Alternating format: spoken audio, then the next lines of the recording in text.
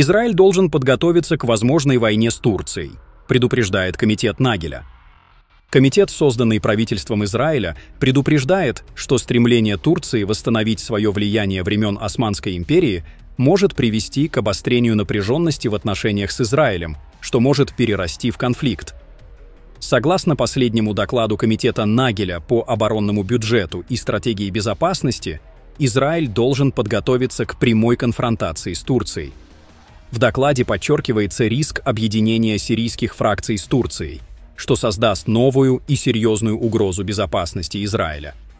Угроза со стороны Сирии может перерасти в нечто еще более опасное, чем иранская угроза, говорится в докладе, в котором предупреждается, что поддерживаемые Турцией силы могут действовать в качестве посредников, подпитывая региональную нестабильность. Оценка комитета прозвучала на фоне все более агрессивной политики президента Турции Реджепа Таyyипа Эрдогана в регионе, которую некоторые аналитики считают противоречащей интересам Израиля. Призыв к подготовке. В понедельник комитет Нагеля представил свои рекомендации премьер-министру Биньямину Нетаньяху, министру обороны Исраэлю Кацу и министру финансов Бецалелю Смотричу, в которых изложена комплексная стратегия по противодействию возникающим угрозам. Комитет предлагает увеличить оборонный бюджет до 15 миллиардов шекелей ежегодно в течение следующих 5 лет, чтобы гарантировать, что армия обороны Израиля, Цахал, будет готова противостоять вызовам со стороны Турции, а также другим региональным угрозам. Нетаньяху прокомментировал доклад, заявив: «Мы наблюдаем фундаментальные изменения на Ближнем Востоке. Иран долгое время был нашей величайшей угрозой, но на арену выходят новые силы, и мы должны быть готовы к неожиданностям. Этот доклад дает нам дорожную карту для обеспечения будущего Израиля», подытожил Биньямин Нетаньяху. Укрепление военного потенциала.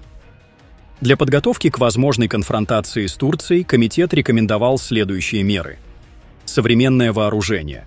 Приобретение дополнительных истребителей F-15, самолетов-заправщиков, беспилотников и спутников для укрепления возможностей Израиля по нанесению ударов на большие расстояния. Системы противовоздушной обороны. Усиление многоуровневых возможностей противовоздушной обороны, включая системы Iron Dome, David's Sling, Arrow и недавно введенную в эксплуатацию лазерную систему обороны Iron Beam. Безопасность границ. Строительство укрепленного барьера безопасности вдоль долины реки Иордан, что ознаменовало бы собой значительный сдвиг в оборонительной стратегии Израиля, несмотря на возможные дипломатические последствия с Иорданией.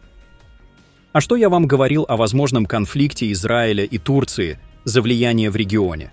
Помните? И вот уже Израиль говорит об этом прямо, что им нужно быть готовыми к прямому столкновению с Турцией. Этим и объясняется столь ярко выраженная поддержка со стороны Запада курдам. Об этом тоже неоднократно говорил на канале. В свою очередь, министр иностранных дел Турции Хакан Фидан предупредил страны Запада о недопустимости действий по усилению Рабочей партии Курдистана под предлогом борьбы с ИГИЛ, террористическая организация, запрещенная в США, России и странах Европы. Передает турецкое госинформагентство «Анадолу». Об этом глава турецкой дипломатии заявил на совместной пресс-конференции с коллегой из Иордании Айманом Аль-Сафади в Анкаре.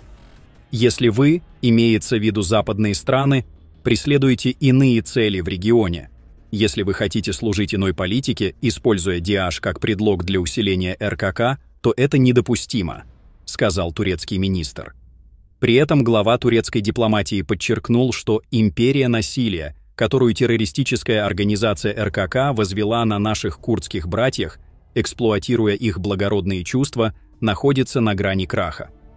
Хакан Фидан также назвал террористическую организацию «Исламское государство» ядом для мусульманских сообществ.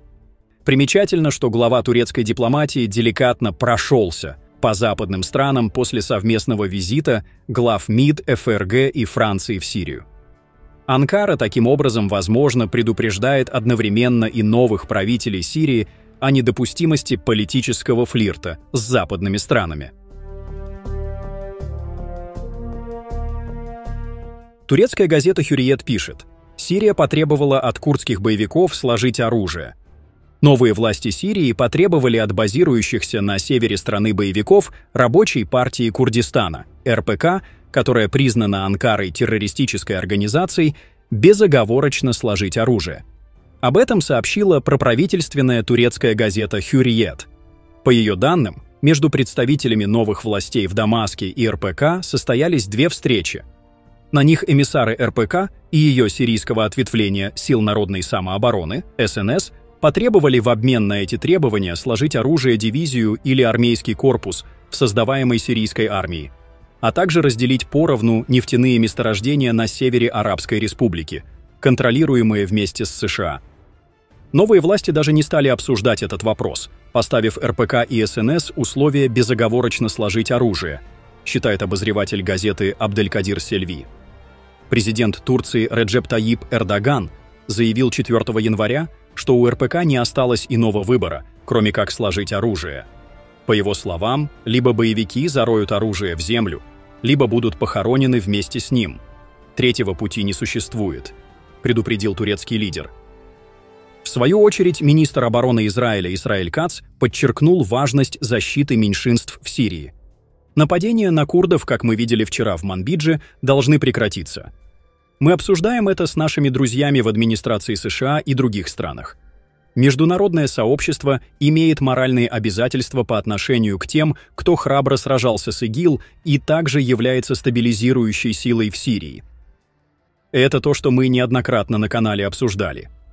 Если говорить простым языком, то Израилю нужны курды, и израильское лобби будет за них топить.